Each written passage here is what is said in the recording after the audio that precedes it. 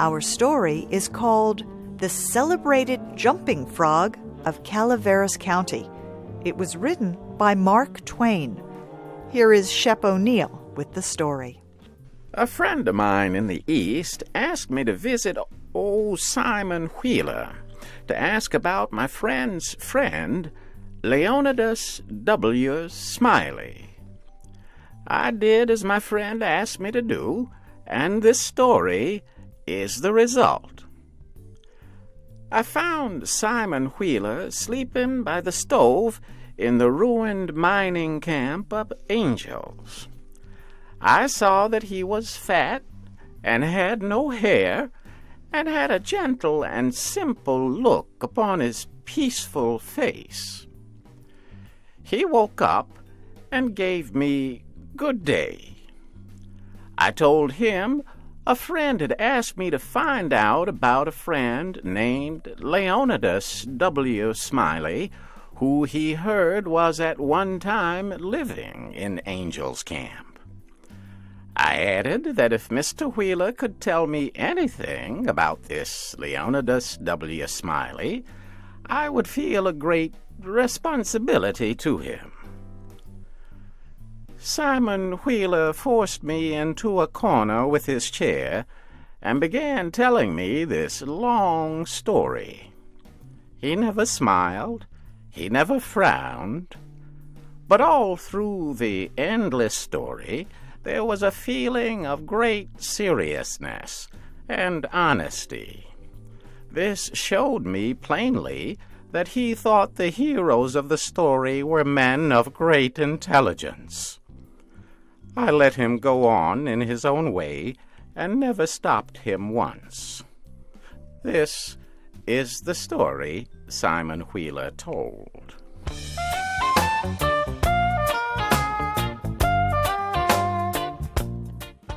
Leonidas W.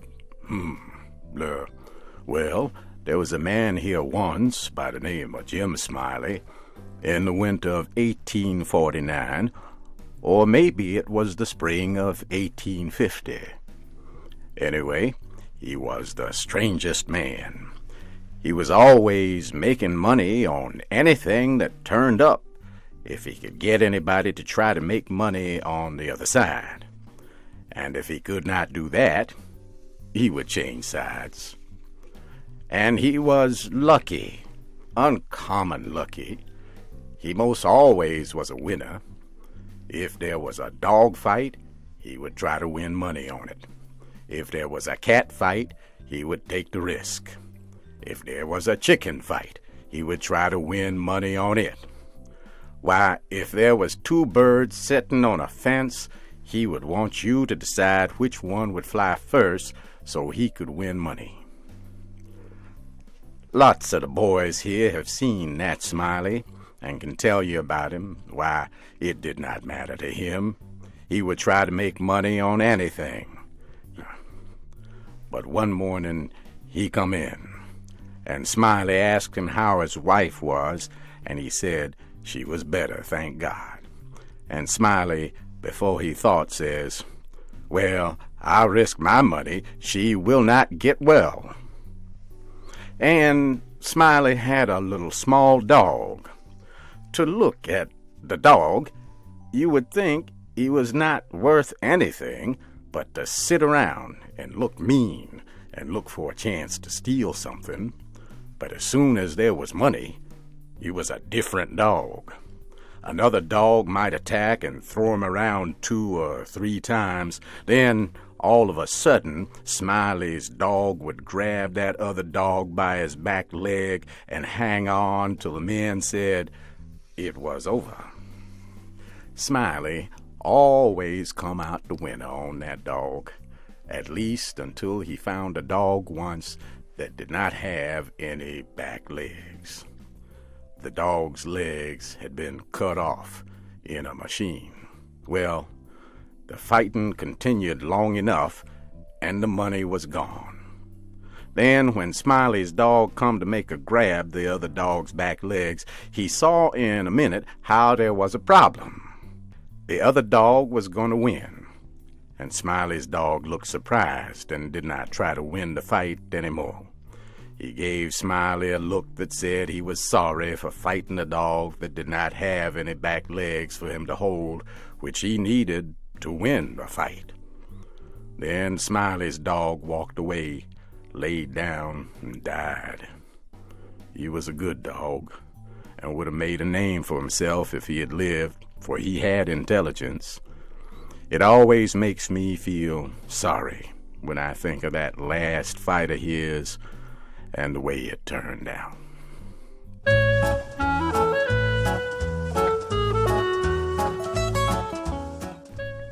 Well, this Smiley had rats and chickens and cats and all of them kind of things.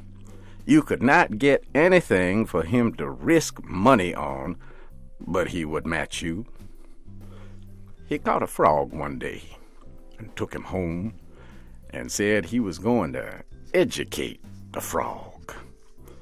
And so he never done nothing for 3 months but sit in his backyard and teach that frog to jump.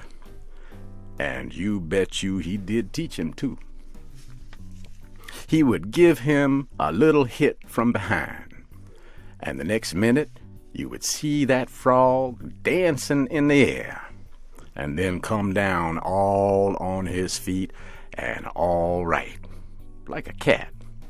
Smiley got him so the frog was catching flies, and he would catch one of those insects every time. Smiley said all the frog wanted was education, and he could do almost anything, and I believe him. Why, I have seen him set Dan'l Webster down here on this floor, Dan'l Webster was the name of the frog, and sing out, "Flies, Dan'l, flies." And quicker than you could shut your eyes, that frog would jump straight up and catch a fly off the table. Then he would fall down on the floor again, like a ball of dirt, and start rubbing the side of his head with his back foot, as if he had no idea he had been doing any more than any frog might do. You never seen a frog so honest and simple as he was, for all he was so skilled. And when it come to jumping, he could get over more ground in one jump than any animal of his kind that you ever saw. Smiley was very proud of his frog, and people who had traveled and been everywhere all said he was better than any frog they had ever seen. Well, one day a stranger came in and says to Smiley, "What might be that you have got in the box?" And Smiley says, "It's only just a frog." And the man took it and looked at it careful and turned it round this way and that and says, "So it is. Well, what is he good for?" Well, Smiley says, easy and careless, he can outjump any frog in Calaveras County.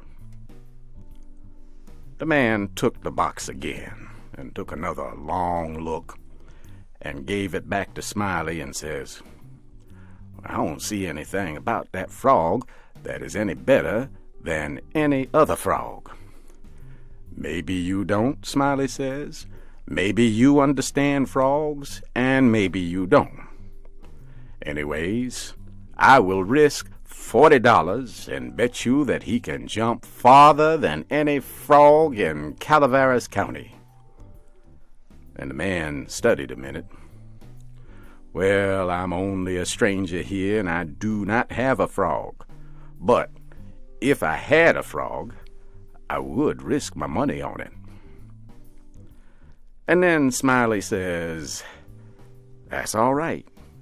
If you will hold my box a minute, I will go and get you a frog." And so the man took the box and put up his $40 and sat down to wait. He sat there a long time, thinking and thinking. Then he got the frog out of the box. He filled its mouth full of bullets used to kill small birds. Then he put the frog on the floor. Now Smiley had caught another frog and gave it to the man and said, "Now sit him next to Daniel, and I will give the word." Then Smiley says, "1, 2, 3, go," and Smiley and the other man touched the frogs. The new frog jumped. Daniel just lifted up his body, but could not move at all. He was planted like a building. Smiley was very surprised and angry too, but he did not know what the problem was. The other man took the money and started away, and when he was going out the door, he looked back and said, "Well, I don't see anything about that frog that is any better than any other frog." Smiley stood looking down at Daniel a long time, and at last says, "I wonder what in the nation happened to that frog. I wonder if there's something wrong with him." And he picked up Daniel and turned him upside down, and out came a whole lot of bullets. And Smiley was the angriest man. He set the frog down and took out after that man, but he never caught him.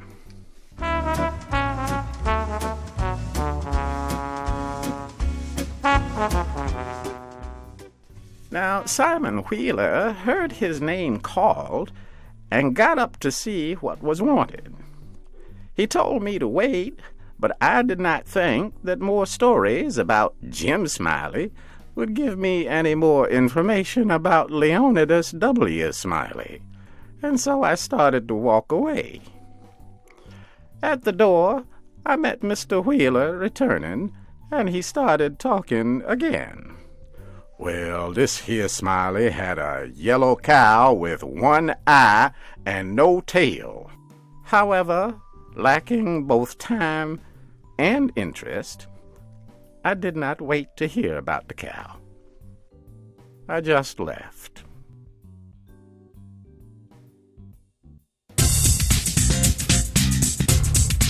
Speak up. Today we tell a traditional American story called A Tall Tale. A tall tale is a story about a person who is larger than life. The descriptions in the story are exaggerated, much greater than in real life. Long ago, the people who settled in undeveloped areas in America first told tall tales. After a hard day's work, people gathered to tell each other funny stories. Pecos Bill was a larger-than-life hero of the American West. No one knows who first told stories about Pecos Bill. Cowboys may have invented the stories. Others say Edward O'Reilly invented the character in stories he wrote for the Century magazine in the early 1900s. The stories were collected in a book called The Saga of Pecos Bill, published in 1923. Another writer, James Cloyd Bowman, wrote an award-winning children's book called Pecos Bill, the Greatest Cowboy of All Time. The book won the Newbery Honor in 1938. Pecos Bill was not a historical person, but he does represent the spirit of early settlers in the American West. His unusual childhood and extraordinary actions tell about people who believed there were no limits to what they could do. Now, here is Barbara Klein with our story.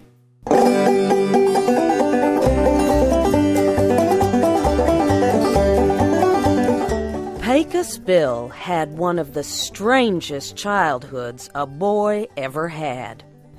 It all started after his father decided that there was no longer enough room in East Texas for his family.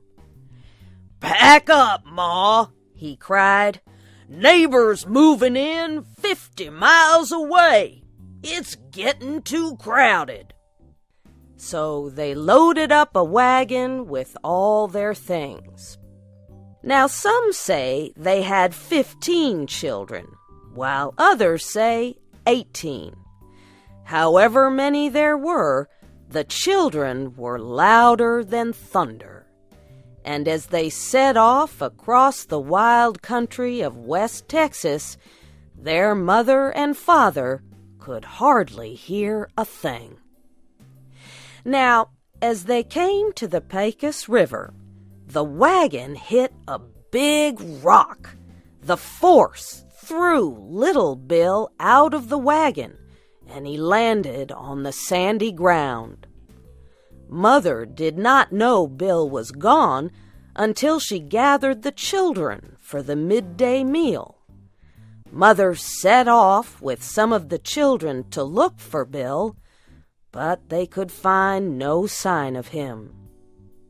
Well, some people say Bill was just a baby when his family lost him.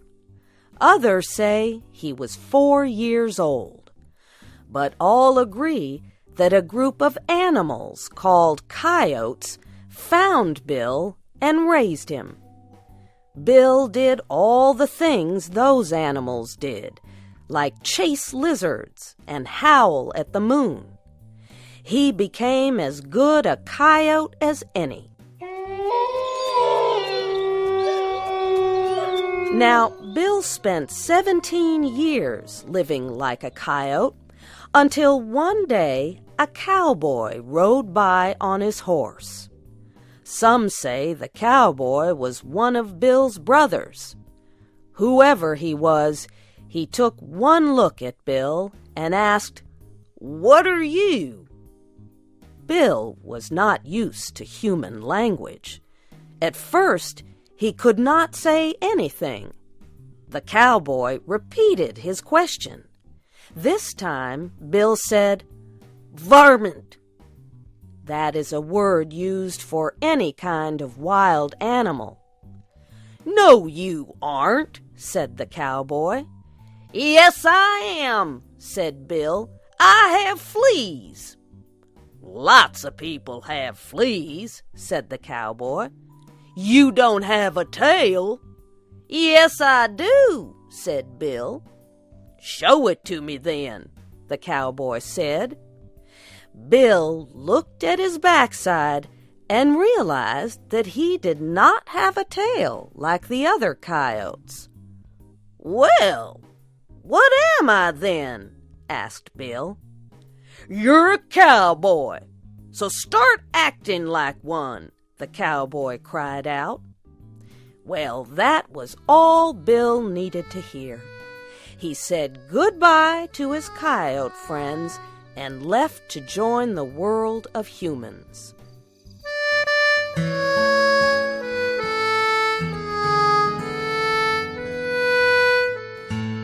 Now, Pecos Bill was a good cowboy. Still, he hungered for adventure. One day, he heard about a rough group of men.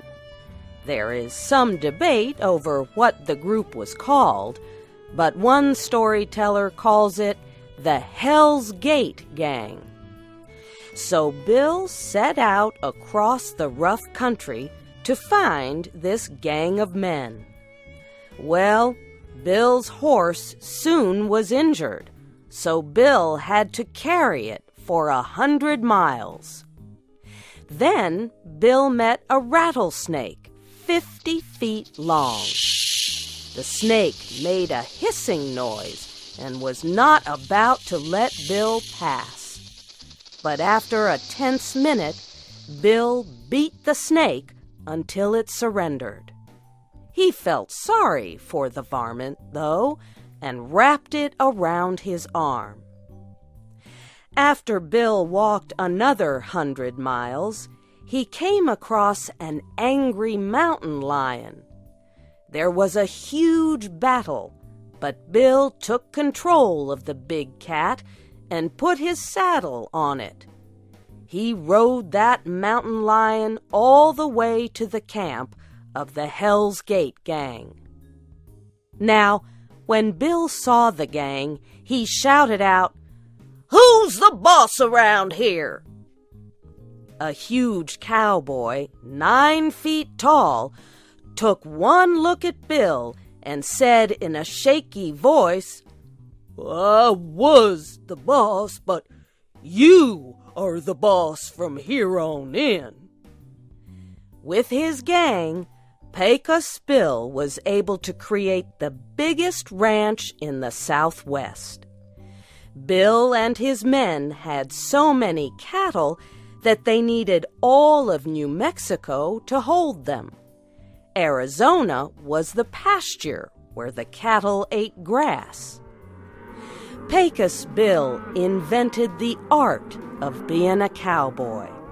He invented the skill of throwing a special rope called a lasso over a cow's head to catch wandering cattle. Some say he used a rattlesnake for a lasso. Others say he made a lasso so big that it circled the whole earth. Bill invented the method of using a hot branding iron to permanently put the mark of a ranch on a cow's skin. That helped stop people from stealing cattle. Some say he invented cowboy songs to help calm the cattle and make the cowboy's life easier. But he is also said to have invented tarantulas and scorpions as jokes. Cowboys have had trouble with those poisonous creatures ever since. Now, Pecos Bill could ride anything that ever was. So, as some tell the story, there came a storm bigger than any other. It all happened during the worst drought the West had ever seen. It was so dry that horses and cows started to dry up and blow away in the wind. So when Bill saw the windstorm, he got an idea. The huge tornado kicked across the land like a wild bronco. But Bill jumped on it without a thought. He rode that tornado across Texas, New Mexico, and Arizona, all the time squeezing the rain out of it to save the land from drought. When the storm was over, Bill fell off the tornado. He landed in California. He left a hole so deep that to this day it is known as Death Valley.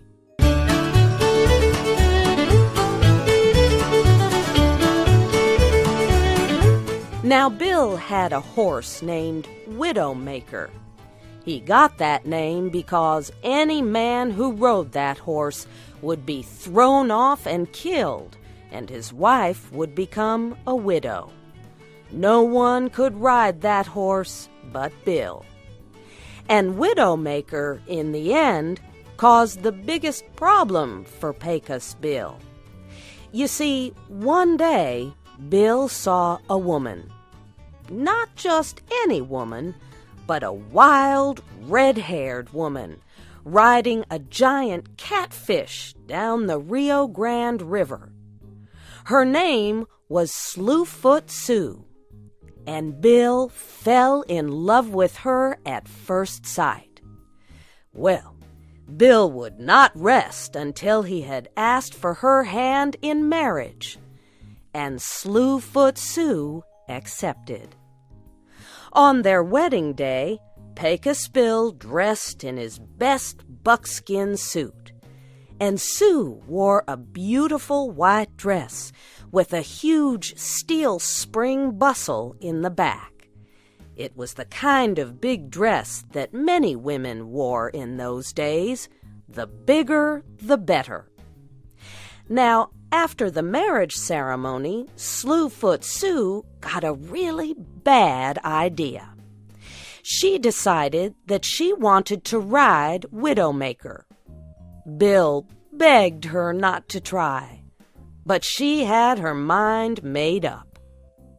Well, the second she jumped on the horse's back, he began to kick and buck like nothing anyone had ever seen. He sent Sue flying so high that she sailed clear over the new moon. She fell back to earth, but the steel spring bustle just bounced her back up as high as before. Now, there are many different stories about what happened next. One story says Bill saw that Sue was in trouble. She would keep bouncing forever if nothing was done. So he took his rope out, though some say it was a huge rattlesnake, and lassoed Sue to catch her and bring her down to earth. Only she just bounced him back up with her. Somehow the two came to rest on the moon, and that's where they stayed. Some people say they raised a family up there. Their children were as loud and wild as Bill and Sue were in their younger days. People say the sound of thunder that sometimes carries over the dry land around the Pecos River is nothing more than Pecos Bill's family laughing up a storm. Speak up. Our story today is called The Birthmark. It was written by Nathaniel Hawthorne. Here is Barbara Klein with the story. A long time ago, there lived a skillful scientist who had experienced a spiritual reaction more striking than any chemical one. He had left his laboratory in the care of his assistant, washed the chemicals from his hands, and asked a beautiful woman to become his wife. In those days, new scientific discoveries, such as electricity, seemed to open paths into the area of miracles. It was not unusual for the love of science to compete with the love of a woman. The scientist's name was Aylmer. He had so totally given himself to scientific studies that he could not be weakened by a second love. His love for his young wife could only be the stronger of the two if it could link itself with his love of science. Such a union did take place, with truly remarkable results. But one day, very soon after their marriage, Aylmer looked at his wife with a troubled expression. "Georgiana," he said, "have you ever considered that the mark upon your cheek might be removed?" "No," she said, smiling. But seeing the seriousness of his question, she said, "The mark has so often been called a charm that I was simple enough to imagine it might be so." "On another face it might," answered her husband, "but not on yours. No, dear, nature made you so perfectly that this small defect shocks me as being a sign of earthly imperfection." "Shocks you?" cried Georgiana, deeply hurt. Her face reddened, and she burst into tears. "Then why did you marry me? You cannot love what shocks you." We must explain that in the center of Georgiana's left cheek there was a mark, deep in her skin. The mark was usually a deep red color. When Georgiana blushed, the mark became less visible. But when she turned pale, there was the mark, like a red stain upon snow. The birthmark would come and go with the emotions in her heart. The mark was shaped like a very small human hand. Georgiana's past lovers used to say that the hand of a magical fairy had touched her face when she was born. Many a gentleman would have risked his life for the honor of kissing that mysterious hand. But other people had different opinions. Some women said the red hand quite destroyed the effect of Georgiana's beauty. Male observers who did not praise the mark simply wished it away so that they did not see it. After his marriage, Aylmer discovered that this was the case with himself. Had Georgiana been less beautiful, he might have felt his love increased by the prettiness of that little hand. But because she was otherwise so perfect, he found the mark had become unbearable.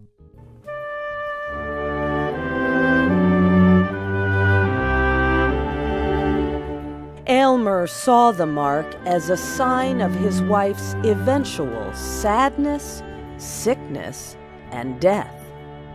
Soon, the birthmark caused him more pain than Georgiana's beauty had ever given him pleasure. During a period that should have been their happiest, Aylmer could only think of this disastrous subject. With the morning light, Aylmer opened his eyes upon his wife's face and recognized the sign of imperfection. When they sat together in the evening near the fire, he would look at the mark. Georgiana soon began to fear his look. His expression would make her face go pale, and the birthmark would stand out like a red jewel on white stone.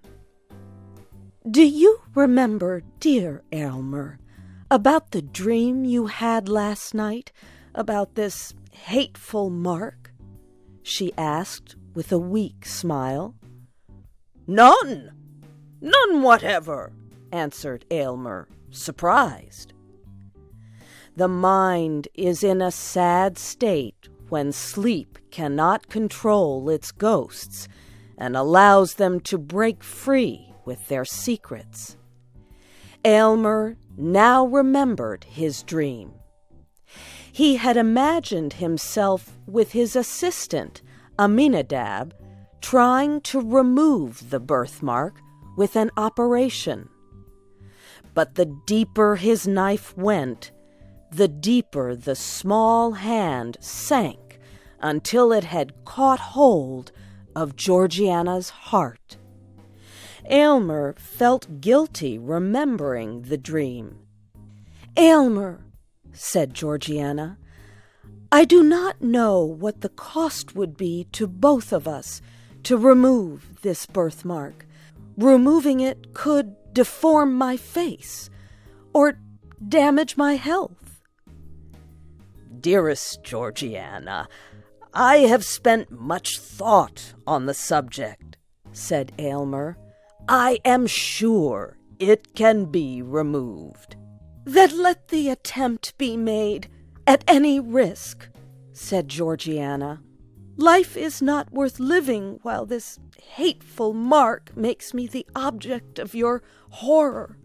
You have deep science and have made great discoveries. Remove this little mark for the sake of your peace and my own." "Dearest wife," cried Aylmer, "do not doubt my power. I am ready to make this cheek as perfect as its pair." Her husband gently kissed her right cheek, the one without the red hand.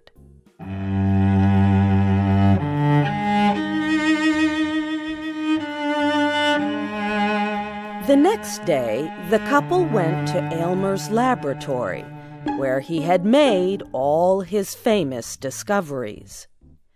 Georgiana would live in a beautiful room he had prepared nearby, while he worked tirelessly in his lab.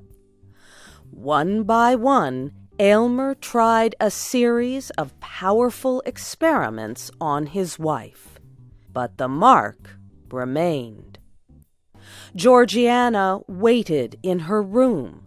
She read through his notebooks of scientific observations. She could not help see that many of his experiments had ended in failure. She decided to see for herself the scientist at work. The first thing that struck Georgiana when entering the laboratory was the hot furnace. From the amount of soot above it, it seemed to have been burning for ages. She saw machines, tubes, cylinders, and other containers for chemical experiments. What most drew her attention was Aylmer himself. He was nervous and pale as death as he worked on preparing a liquid. Georgiana realized that her husband had been hiding his tension and fear. "Think not so little of me that you cannot be honest about the risks we are taking," she said. "I will drink whatever you make for me, even if it is a poison." "My dear, nothing shall be hidden," Aylmer said. "I have already given you chemicals powerful enough to change your entire physical system. Only one thing remains to be tried, and if that fails, we are ruined." He led her back to her room, where she waited once more, alone with her thoughts. She hoped that for just one moment she could satisfy her husband's highest ideals, but she realized then that his mind would forever be on the march, always requiring something newer, better, and more perfect. Hours later, Aylmer returned carrying a crystal glass with a colorless liquid. "The chemical process went perfectly," he said. "Unless all my science has tricked me, it cannot fail." To test the liquid, he placed a drop in the soil of a dying flower growing in a pot in the room. In a few moments, the plant became healthy and green once more. "I do not need proof," Georgiana said quietly. "Give me the glass. I'm happy to put my life in your hands." She drank the liquid and immediately fell asleep.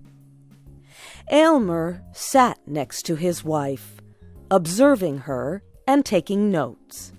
He noted everything: her breathing, the movement of an eyelid. He stared at the birthmark. And slowly, with every breath that came and went, it lost some of its brightness. "By heaven, it's nearly gone," said Aylmer. "Success! Success!" He opened the window coverings to see her face in daylight. She was so pale. Georgiana opened her eyes and looked into the mirror her husband held. She tried to smile, as she saw the barely visible mark. "My poor Aylmer," she said gently, "you have aimed so high, with so high and pure a feeling, you have rejected the best the earth could offer. I am dying, dearest." It was true. The hand on her face had been her link to life. As the last trace of color disappeared from her cheek, she gave her last breath. Blinded by a meaningless imperfection and an impossible goal, Aylmer had thrown away her life, and with it his chance for happiness. In trying to improve his lovely wife, he had failed to realize she had been perfect all along. Speak up.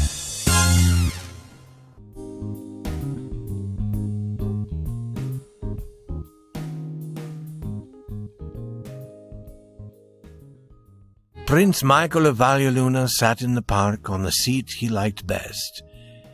In the coolness of the night he felt full of life. The other seats were not filled. Cool weather sends most people home.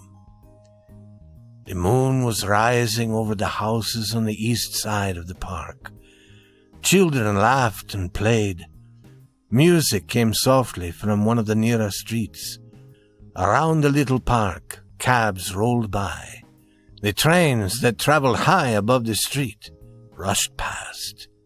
These cabs and trains, with their wild noises, seemed like animals outside the park, but they could not enter.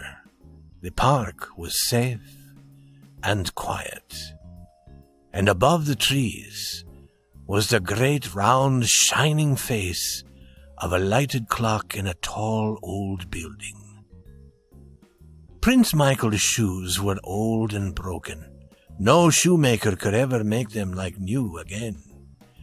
His clothes were very torn. The hair of his face had been growing for 2 weeks. It was all colors, gray and brown and red and green-yellow. His hat was older and more torn than his shoes and his other clothes. Prince Michael sat on the seat he liked best, and he smiled.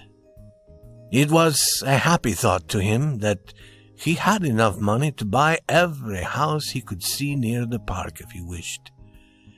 He had as much gold as any rich man in this proud city of New York. He had as many jewels and houses and land. He could have sat at table with kings and queens. All the best things in the world could be his. Art, pleasure, beautiful women, honor. All the sweeter things in life were waiting for Prince Michael of Valialuna, whenever he might choose to take them. But instead, he was choosing to sit in torn clothes on a seat in a park. For he had tasted the fruit of the tree of life. He had not liked the taste. Here in this park, he felt near to the beating heart of the world. He hoped it would help him to forget that taste. These thoughts moved like a dream through the mind of Prince Michael. There was a smile across his face with its many-colored hair. Sitting like this in torn clothes, he loved to study other men. He loved to do good things for others. Giving was more pleasant to him than owning all his riches. It was his chief pleasure to help people who were in trouble.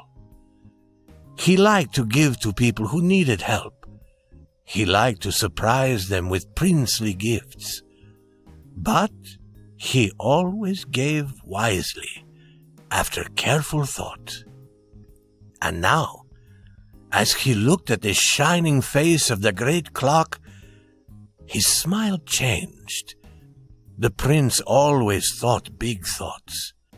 When he thought of time, he always felt a touch of sadness. Time controlled the world. People had to do what time commanded. Their comings and goings were always controlled by a clock. They were always in a hurry and always afraid because of time. It made him sad. After a little while, a young man in evening clothes came and sat upon a seat near the prince. For half an hour he sat there nervously. Then he began to watch the face of the lighted clock above the trees. The prince could see that the young man had a trouble. He could also see that somehow the clock was part of the trouble. The prince rose and went to the young man's seat. "I am a stranger, and I shouldn't speak to you," he said, "but I can see that you are troubled. I am Prince Michael of Valyaluna. I do not want people to know who I am. That is why I wear these torn clothes. It is a small pleasure of mine to help those who need help. First, I must feel sure they are worth helping. I think you are. And perhaps your trouble may be ended if you and I together decide what to do about it." The young man looked up brightly at the prince, brightly, but he was still troubled. He laughed then, but still the look of trouble remained. But he accepted this chance to talk to someone. "I'm glad to meet you, Prince," he said pleasantly. "Yes, I can see you don't want to be known. That's easy to see. Thanks for your offer to help, but I don't see what you can do. It's my own problem, but thanks." Prince Michael sat down at the young man's side.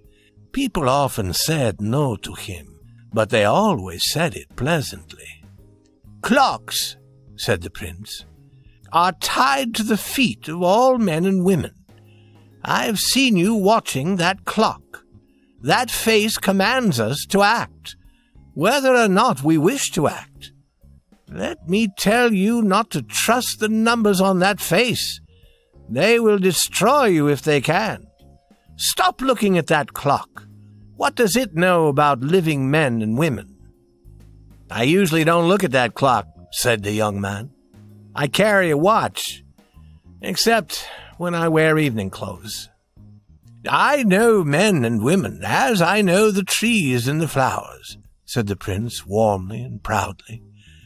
"I have studied many years, and I am very rich. There are few troubles that I cannot help. I have read what is in your face. I have found honor and goodness there, and trouble. Please accept my help. I can see that you are wise. Show how wise you are. Do not judge me by my torn clothes. I am sure I can help you." The young man looked at the clock again, and his face grew darker. Then he looked at a house beside the park. Lights could be seen in many rooms. 10 minutes before 9. 10 minutes before 9, said the young man. He raised his hands and then let them fall as if hope had gone. He stood up and took a quick step or two away. "Remain!" commanded Prince Michael. His voice was so powerful that the young man turned quickly. He laughed a little. "I'll wait 10 minutes and then I'll go," he said in a low voice, as if only to himself. Then to the prince he said, "I'll join you. We'll destroy all the clocks, and women too." "Sit down," said the prince softly. "I do not accept that. I do not include women. Women are enemies of clocks. They are born that way. Therefore, they are friends of those who wish to destroy clocks. If you can trust me, tell me your story." The young man sat down again and laughed loudly. "Prince, I will," he said. He did not believe that Prince Michael was really a prince. His manner of speaking proved that. You see that house, Prince? That house with lights and 3 windows on the 3rd floor? At 6 tonight, I was in that house with the young lady was going to marry. I'd been doing wrong, my dear Prince, and she heard about it. I was sorry. I wanted her to forget it. We're always asking women to forget things like that, aren't we, Prince? I want time to think, she said. I will either forget it forever or never see your face again. At 8:30, she said, watch the middle window on the 3rd floor of this house. If I decide to forget, I will hang out a long white cloth. You will know then that everything is as it was before, and you may come to me.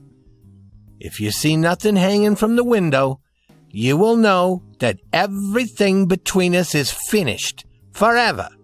That, said the young man, is why I've been watching that clock.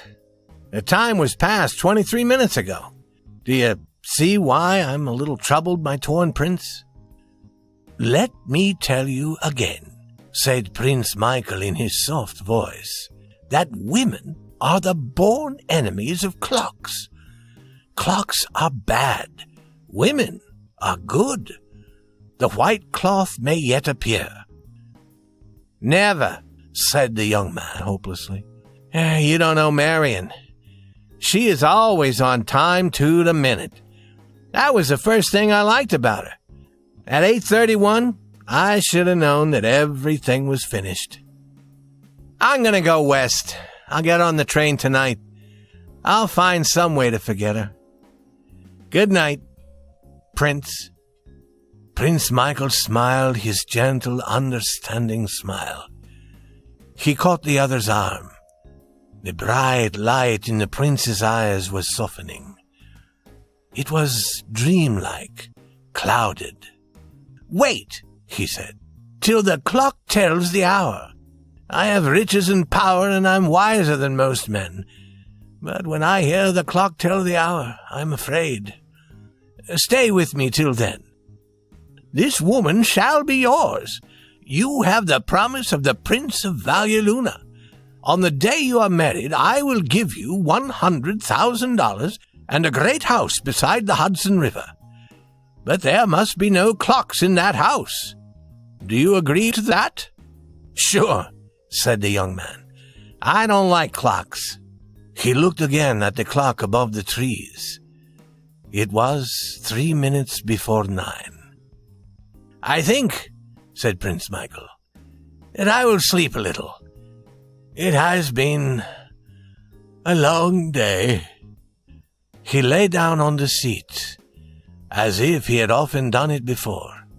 You'll find me on this park on any evening when the weather is good, said the prince.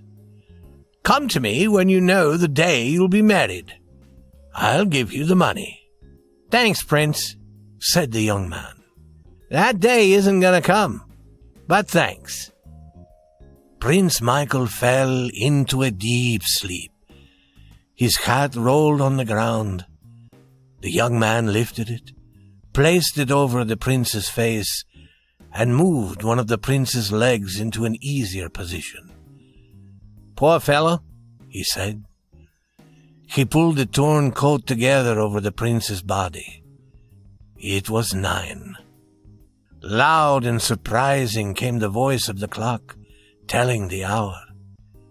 The young man took a deep breath and turned for one more look at the house. And he gave a shout of joy. From the middle window on the 3rd floor, a snow-white, wonderful cloth was hanging. Through the park, a man came hurrying home. Will you tell me the time, please? Asked the young man. The other man took out his watch. 29.5 minutes after 8. And then he looked up at the clock.